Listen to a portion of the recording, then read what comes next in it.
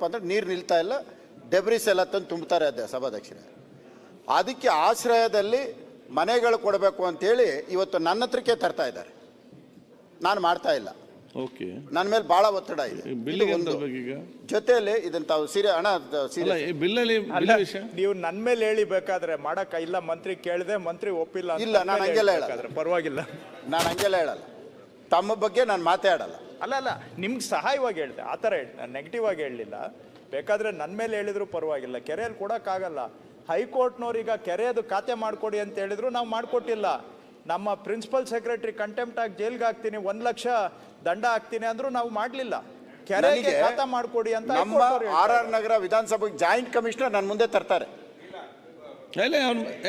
ಚರ್ಚೆ ಆಯ್ತು, ಅವ್ರು ಮಾತಾಡ್ಲಿ. ನೆಕ್ಸ್ಟ್ ಬಿಲ್ ಬಗ್ಗೆ ನೀವು ಮಾತಾಡಿ. ಆಯ್ತು, ನೀವು ಸರಿ, ಅವ್ರು ಮಾತಾಡಿ, ಬಿಲ್ ಬಗ್ಗೆ ಮಾತಾಡಿ, ಮುಗಿಸಿ ಚರ್ಚೆ ಮಾಡ. ಮತ್ತೆ ನಿಮ್ಮ ಸಲಹೆ ಮತ್ತೆ ಕೊಡಿ. ಇದ್ರ ಜೊತೆಯಲ್ಲಿ ಸಭಾಧ್ಯಕ್ಷರೇ, ಬೆಂಗಳೂರು ನಗರದಲ್ಲಿ ತಮಗೆ ಗೊತ್ತಿದೆ, ತಾವು ಬೆಂಗಳೂರು ಶಾಸಕರು. ಬೆಂಗಳೂರು ನಗರದಲ್ಲಿ ಹಿಂದೆ ಭೂಮಿಗೆ ಚಿನ್ನದ ಬೆಲೆ ಅಂತ ಇದ್ರು. ಇವತ್ತು ಚಿನ್ನದ ಬೆಲೆಗಿಂತ ದಾಟ್ಕೊಂಡು ಹೋಗ್ತಾ ಇದೆ. ಸುಮಾರು ಏನಾಗ್ತಾ ಇದೆ, ಒಂದು 2 ಎಕರೆ ಖರಾಬ್ ಲ್ಯಾಂಡ್ ಇತ್ತು. ಈ ಸರ್ವೆ ನಂಬರ್ ತೆಗೆದು ಇದನ್ನ ಲೇಔಟ್ ಮಾಡ್ತಾರೆ. ಈ ನಂಬರ್ನ ಹಾಕಿ ರಿಜಿಸ್ಟರ್ ಮಾಡ್ತಾರೆ. ಪಾಪ ಅಮಾಯಕರು, ಗೊತ್ತಾಗಲ್ಲ ಅವ್ರಿಗೇನಾಗತ್ತೆ. ಕಾಂಪೌಂಡ್ ಹಾಕಿದ್ದಾರೆ, ಫೆನ್ಸಿಂಗ್ ಹಾಕಿದ್ದಾರೆ, BBMP ಖಾತೆ ಇದೆ, ರಿಜಿಸ್ಟರ್ ಆಗತ್ತೆ. ಆಮೇಲೆ ಮತ್ತೆ ಅದನ್ನು ಬಂದು ನೋಡಿದ್ರೆ ಸರ್ಕಾರದ್ದು. ದಯವಿಟ್ಟು ನಾನು ತಮಗೊಂದು ಸಲಹೆ ಕೊಡ್ತೀನಿ. ಇಡೀ Bengaluru ward wise revenue records ಇಟ್ಕೊಂಡು ಫಸ್ಟ್ ಎಲ್ಲೆಲ್ಲಿದೆ ಗೌರ್ಮೆಂಟ್ ಲ್ಯಾಂಡು, ಅದು ರಾಜಕಾಲುವೆ ಇರ್ಬೋದು, ಗುಂಡ್ತೋಪು, ಕಾಲುವೆ ಎಲ್ಲ ತೆಗೆದುಬಿಟ್ಟು ಫಸ್ಟ್ ಒಂದು ಬೌಂಡ್ರಿ ಫಿಕ್ಸ್ ಮಾಡಿಬಿಡ್ರಿ. ಒತ್ತುವರಿ ಎಷ್ಟಿದೆ, ಯಾರ್ಯಾರು. ಆಮೇಲೆ ಯಾರ್ಯಾರು ಸರ್ಕಾರದ ಜಮೀನನ್ನ ಖರಾಬ್ ಲ್ಯಾಂಡ್ನ ಒತ್ತುವರಿ ಮಾಡೋ ಸಣ್ಣ ಪುಟ್ಟವ್ರು ಯಾರು ಇಲ್ಲ. ಮುನಿರತ್ನವರೇ, ಬಿಲ್ಲಿಗೆ ಸಂಬಂಧಪಟ್ಟಾಗ ಮಾತಾಡಿ. ಅದಕ್ಕೆ ಸಂಬಂಧಪಟ್ಟ ದಯವಿಟ್ಟು ಕೆರೆ ಸ್ವರೂಪ ಕಳ್ಕೊಳ್ದೆ ಕೊಡುವಂಥದ್ದು. ಆಮೇಲೆ ಬೆಂಗಳೂರು ನಗರನ ಫಸ್ಟ್ ಸರ್ಕಾರಿ ಆಸ್ತಿನ ಬಂದೋಬಸ್ತ್ ಮಾಡಿ ಅದಕ್ಕೊಂದು ಫೆನ್ಸ್ ಮಾಡಿ. ಮಂಜು, ಮಾನ್ಯ ಸಭಾಧ್ಯಕ್ಷರೇ, ಮಾನ್ಯ ಕಂದಾಯ ಸಚಿವರು, ನಮ್ಮ ಹಾಸನ ಜಿಲ್ಲೆ ಉಸ್ತುವಾರಿ ಸಚಿವರಾಗಿರ್ತಕ್ಕಂಥ ನಮ್ಗೆ ತುಂಬ ಸಂತೋಷ. ಹಾಸನ ಜಿಲ್ಲೆಯಲ್ಲಿ ನಮ್ಮ ಆಲೂರು ಮತ್ತು ಸಕಲೇಶ್ಪುರ ತಾಲೂಕಲ್ಲಿ, ಅದರಲ್ಲೂ ಕೂಡ ಆಲೂರು ತಾಲೂಕು ಬೈರಾಪುರ ಪಂಚಾಯಿತಿ ಬ್ಯಾಬಾ ಅಂತಕ್ಕಂಥ ಬ್ಯಾಬಾ ಫಾರೆಸ್ಟ್ ಅಂತಕ್ಕಂಥ ಜಾಗದಲ್ಲಿ ಕಳೆದ 45 ವರ್ಷದಿಂದ ದುರಸ್ತಾಗದಲ್ಲೇ ತುಂಬ ಪೆಂಡಿಂಗ್ ಇದೆ. ಸೊ ದಯವಿಟ್ಟು ಅದನ್ನು ದುರಸ್ತಿ ಮಾಡಿಕೊಟ್ರೆ ಆ ರೈತರು ಹಲವಾರು ವರ್ಷಗಳಿಂದ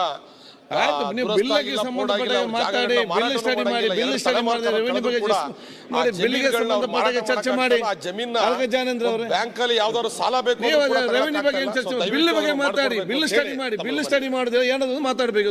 ಸುಮ್ಮನೆ ಬಿಲ್ ಸ್ಟಡಿ ಮಾಡಿಕೊಂಡು ಬನ್ನಿ. ಬಿಲ್ಲಿಗೆ ಸಂಬಂಧ ನೋಡಿ, ರೆವೆನ್ಯೂ ಮಂತ್ರಿ ಇದ್ದಾರೆ, ಹೌದು. ಅದು ಇಡೀ ಕಂದಾಯ ಬಗ್ಗೆ ಚರ್ಚೆ ಮಾಡಿ ನಿಂತದಲ್ಲ, ಅವ್ರದ್ದು ಬಿಲ್ ಪ್ರೆಸೆಂಟ್ ಮಾಡಿದ್ದಾರೆ. ಆ ಬಿಲ್ಲಿನಲ್ಲಿ ಅದು ಚೆನ್ನಾಗಿದೆ ಇಲ್ಲ ಏನು ಬದಲಾವಣೆ ಮಾಡಬೇಕು, ಅದಕ್ಕೆ ಸೀಮಿತವಾಗಿ ಮಾತಾಡಬೇಕು. ರೆವೆನ್ಯೂ ಬಗ್ಗೆ ಮಾತಾಡಬೇಕಾದ್ರೆ ಬೇರೆ ಚರ್ಚೆ ಅವಕಾಶ ಕೊಡುವ. ಮಾನ್ಯ ಅಧ್ಯಕ್ಷರೇ, ಬರಲಿ ಮಿನಿಸ್ಟ್ರು. ಜಾನಂದ್ ಅವ್ರು ಮಾತಾಡಿ.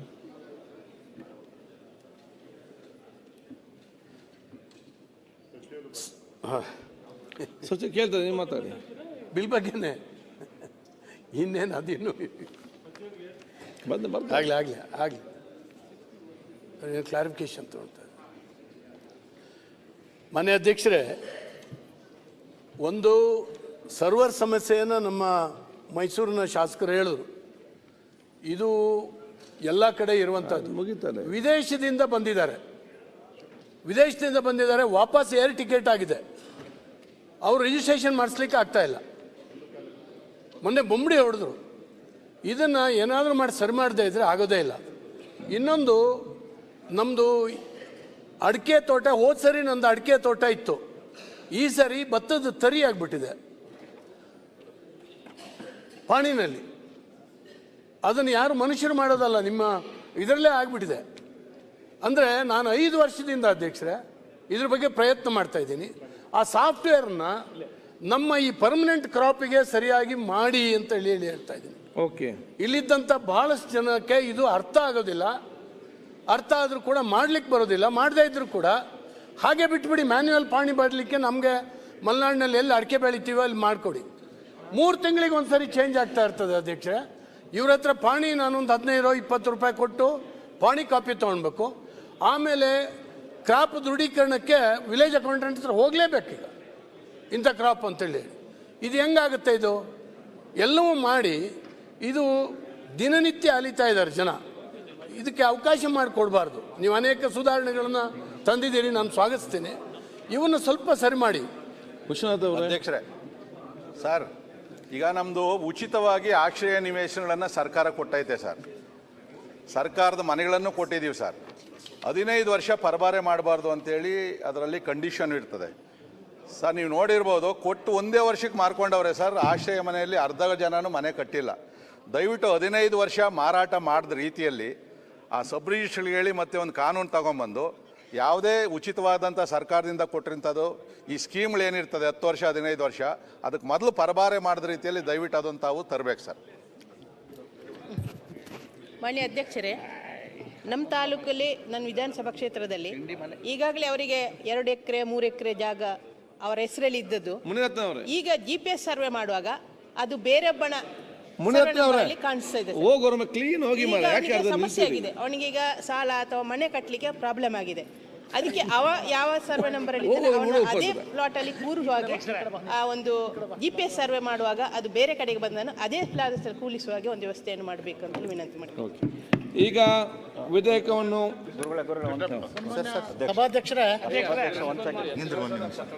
ಸರ್, ಇವತ್ತು ಸರ್ಕಾರಿ ಜಾಗಗಳ ಸಾಕಷ್ಟು ನಮ್ಮ ಅಂಜನಾಪುರ ಅಲ್ಲೆಲ್ಲ ಇದೆ ಸರ್. ಕೆಲವು ಸಂಸ್ಥೆಗಳಿಗೆ ನೀವು ಅಲಾಟ್ ಮಾಡಿದ್ರಿ. ಕೆಲವು BMTC ತೊಗೊಂಡಿದ್ದಾರೆ, ಕೆಲವು KIDB ತೊಗೊಂಡಿದ್ದಾರೆ, ESI ಹಾಸ್ಪಿಟ್ಲಿಗೆ ಕೊಟ್ಟಿದ್ದಾರೆ. ದಯವಿಟ್ಟು ಆ ಡಿಪಾರ್ಟ್ಮೆಂಟ್ಗಳವರು ದಯವಿಟ್ಟು ಕಾಂಪೌಂಡ್ ಹಾಕಕ್ಕೆ ಕೇಳಿ ಸರ್. ಯಾಕೆಂದರೆ ಅದನ್ನು ಒತ್ತುವರಿ ಮಾಡಿ ಮಾರ್ತಾರೆ. ಮತ್ತು ಇವರು ಬಂದು ಕಾಂಪೌಂಡ್ ತೆರವುಗೊಳಿಸಿದಾಗ ಮತ್ತೆ ಅವ್ರಿಗೆ ತೊಂದರೆ ಆಗುತ್ತೆ. ದಯವಿಟ್ಟು ಸರ್ಕಾರಿ ಆಸ್ತಿ ಯಾರಿಗೆ ಅಲಾಟ್ ಆಗ್ತದೆ ಅವ್ರು ಕಾಂಪೌಂಡ್ ಹಾಕ್ಲಿಕ್ಕೆ ಮನವಿಯನ್ನು ಮಾಡ್ತಾರೆ. ಮಾನ್ಯ ಸಭಾಧ್ಯಕ್ಷರೇ, ಅನೇಕ ಸದಸ್ಯರು ಸುರೇಶ್ ಗೌಡ ಅಲ್ಲ, ಬಿಲ್ಲಿಗೆ ಸಂಬಂಧಪಟ್ಟಾಗ ಮಾತ್ರ ಸಲಹೆ ಕೊಡಿ. ಅಲ್ಲಿ ಕೆಲವು ಸಡನ್ ಐಡಿಯಾ ಬರ್ತದೆ ಬಂದಾಗ ಬಿಲ್ಲಿಗೆ ಸಂಬಂಧ ಮಾತಾಡಿ. ಮಾನ್ಯ ಸಭಾಧ್ಯಕ್ಷರೇ, ನಾನು ಕಂದಾಯ ಸಚಿವರಿಗೆ ಕೇಳಕ್ಕೆ ಪಡ್ತೀನಿ. ನಮ್ಮ ಹುಮ್ನಾಬಾದ್ ಮತಕ್ಷೇತ್ರದ ಬಗರ್ ಹುಕುಂ ಸಮಿತಿ ಈವರೆಗೂ ಕೂಡ ಇನ್ನೂ ಆಗಿಲ್ಲ. ಲಾಸ್ಟ್ ಅಧಿವೇಶನ ಸುರೇಶ್ ಗೌಡ ಅದು ಬಿಲ್ಲಲ್ಲಿ ಉಂಟು. ಈಗ ಬಿಲ್ಲಲ್ಲಿ ಉಂಟು, ಅದೊಂದು ಮಾಡ್ರೆ ಒಳ್ಳೆಯದು. ನೆಕ್ಸ್ಟ್ ಹೇಳಿ ನೀವು ಸುರೇಶ್ ಗೌಡ ಮಾತಾಡಿ. ಸನ್ಮಾನ್ಯ ಸಭಾಧ್ಯಕ್ಷರೇ ಮಾತ್ರ ಮಾತಾಡಿ. ಸನ್ಮಾನ್ಯ ಸಭಾಧ್ಯಕ್ಷರೇ, ಕಂದಾಯ ಇಲಾಖೆಯಲ್ಲಿ ಅನೇಕ ಸುಧಾರಣೆಗಳನ್ನ ತಂದಿದ್ದಾರೆ ಸನ್ಮಾನ್ಯ ಸಭಾಧ್ಯಕ್ಷರೇ. ಕಂದಾಯ ಸಚಿವರು ಸನ್ಮಾನ್ಯ ಕೃಷ್ಣ ಬೈರೇಗೌಡರು ಆದಮೇಲೆ.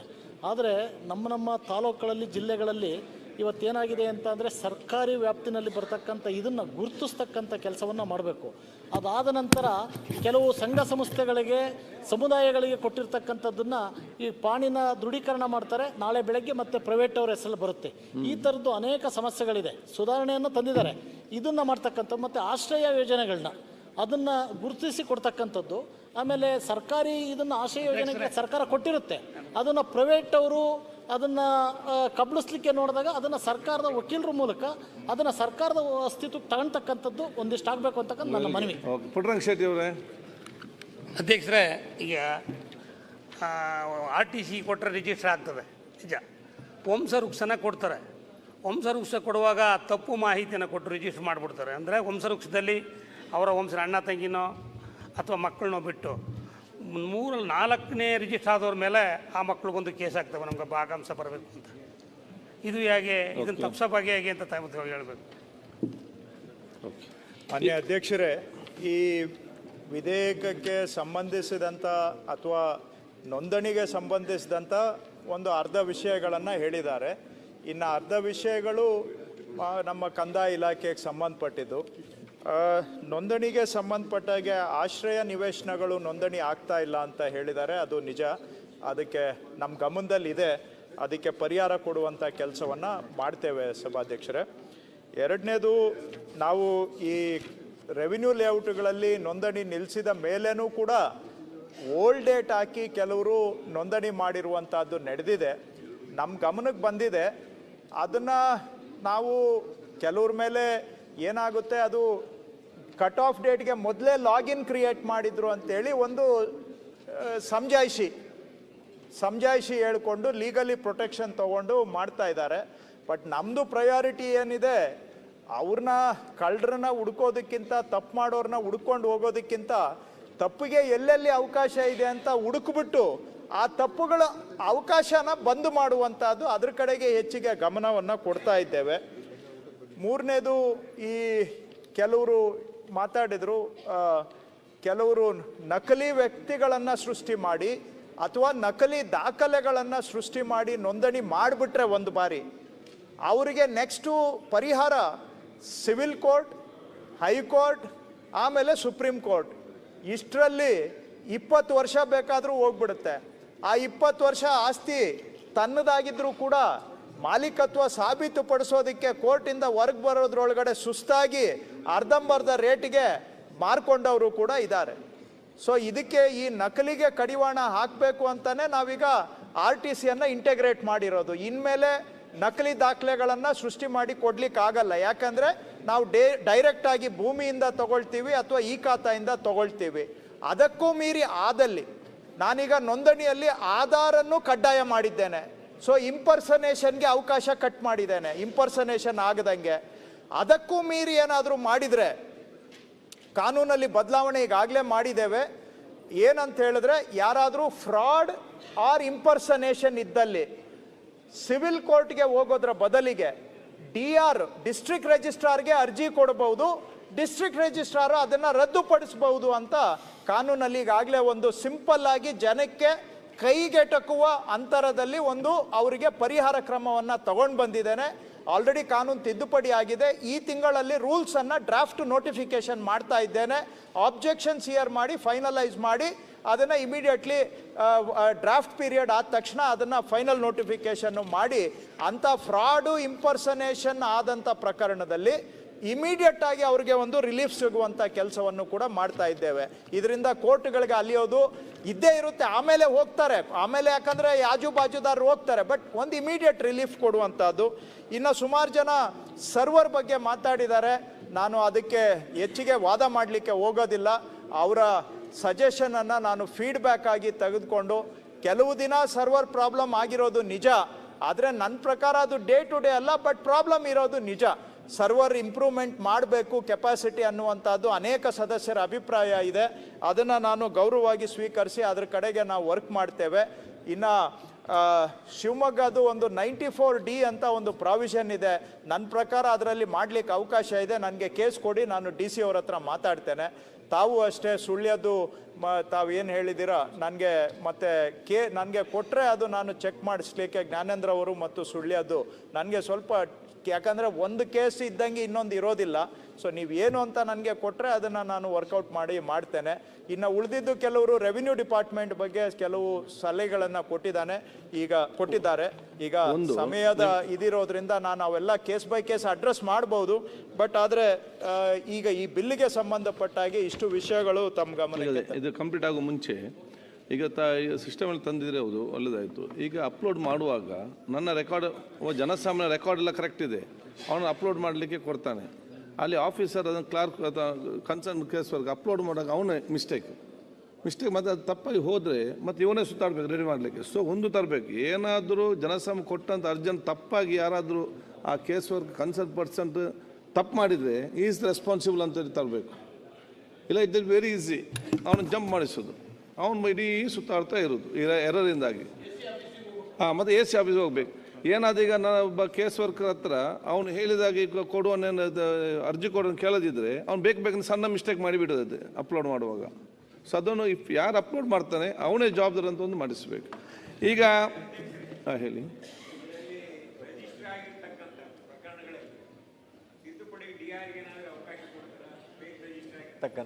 ಈಗ ಅದನ್ನೇ ಹೇಳಿ ಶಿವಲಿಂಗೇಗೌಡರು ಅದೇ ಮಾತಾಡಿದ್ರು, ಅವರು ಮಾತಾಡಿದ್ರು. ಇದು ಎಲ್ಲ ಪ್ರಕರಣದಲ್ಲಿ ನಾವು ಕೊಡ್ಲಿಕ್ಕೆ ಆಗೋದೇ ಇಲ್ಲ. ಯಾಕಂದ್ರೆ ಟೈಟ್ಲ್ ಡಿಸ್ಪ್ಯೂಟ್ಸ್ ಎಲ್ಲ ಇಲ್ಲಿಗೆ ಬಂದ್ಬಿಟ್ರೆ, title dispute is a prerogative of civil courts.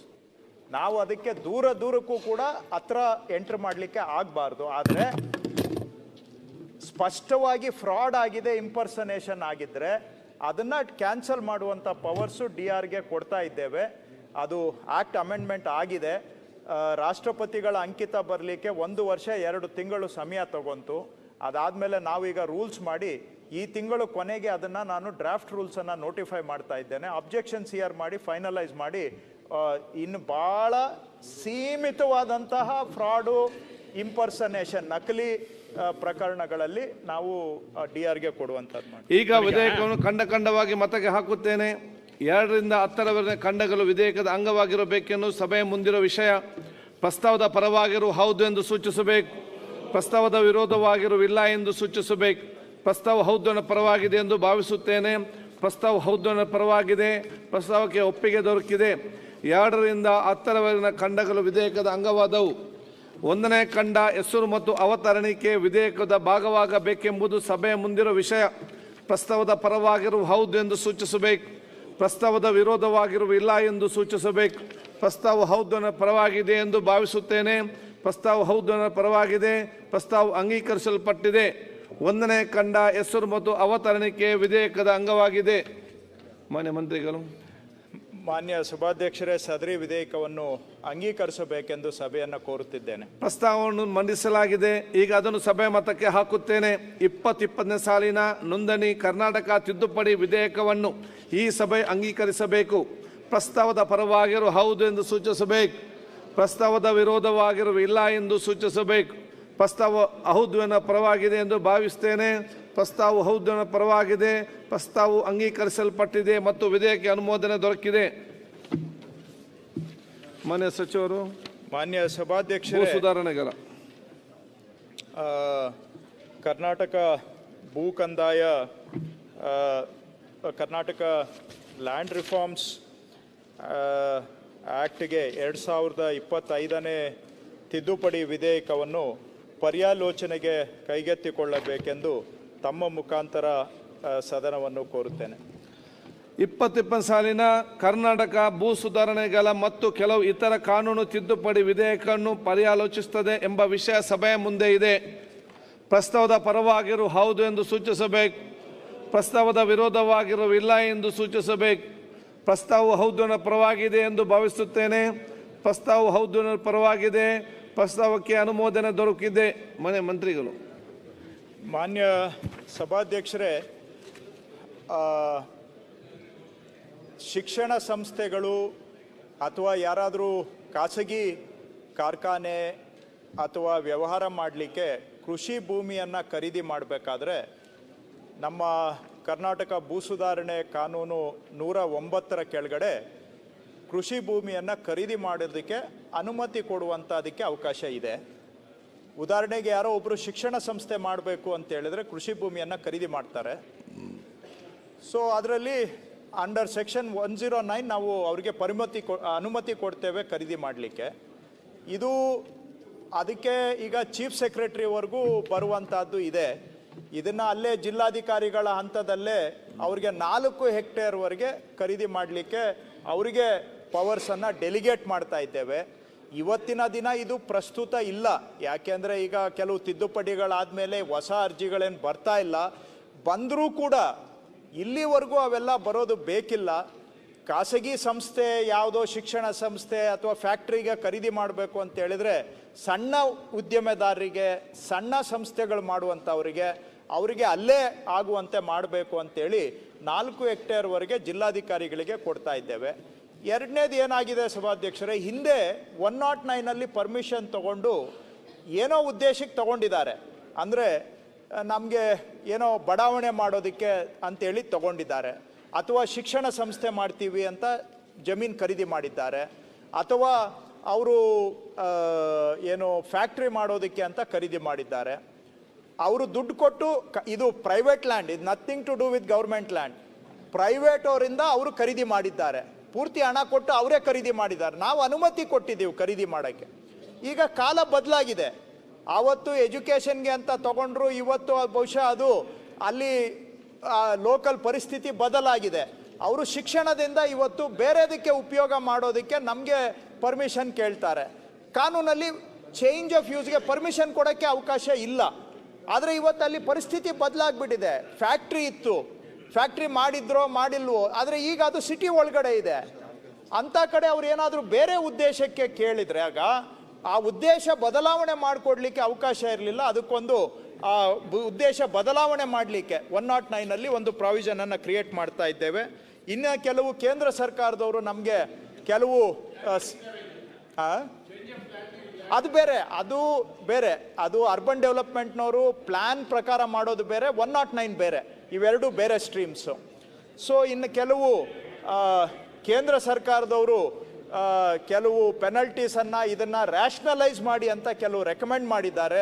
Central ಗೌರ್ಮೆಂಟಿಂದ ಒಬ್ಬರು ಸೆಕ್ರೆಟರಿ ಬಂದು ನಮ್ಮ ಚೀಫ್ ಸೆಕ್ರೆಟರಿ ಜೊತೆ ಕೂತ್ಕೊಂಡು ಸಜೆಷನ್ಸ್ ಕೊಟ್ಟಿದ್ದಾರೆ.